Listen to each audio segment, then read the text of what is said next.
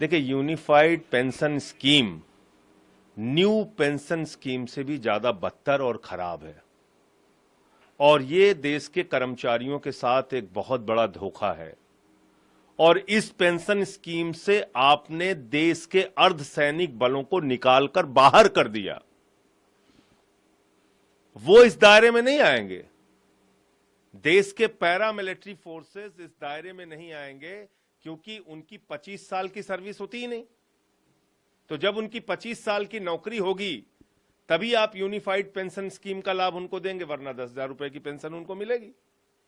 दूसरी बात इसमें क्या है कि जब से आपने अपनी नौकरी शुरू की, मान लीजिए आपने 40 साल नौकरी की, तो हर महीने आपका 10% सैलरी से कटेगा पेंशन के नाम पे, और उसके बाद पूरा पैसा सरकार अपने पास रख लेगी। मान लीजिए 1 लाख की सैलरी है, 40 साल आपने नौकरी की, कभी 2 लाख होगी सैलरी आगे बढ़ के आपकी, कभी 3 लाख होगी।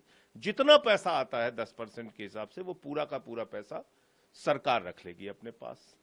उसके बाद क्या करेंगे? अंतिम के 12 महीने जो हैं उसका एवरेज निकालकर 6 महीने की तनख्वाह आपको कैश में दे देंगे और फिर ये कह रहे हैं कि एवरेज सैलरी निकाल के आपको आधा पेंशन देंगे।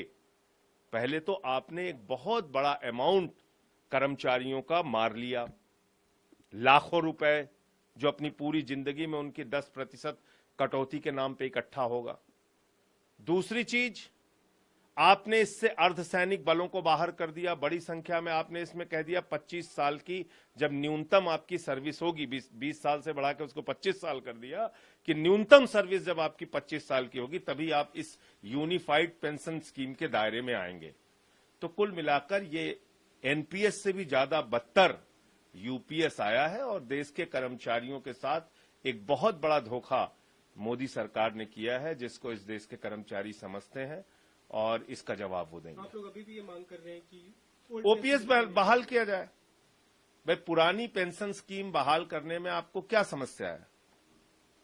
आप ओपीएस बहाल कीजिए और उसमें जो सर्विस का टाइम पीरियड है पेंशन के लिए वो 20 साल है, वो 20 साल रखिए। आपने बढ़ा के 25 साल कर दिया, पैरामिलिट्री फोर्सेस तो बाहर हो जाएंगे ना इससे।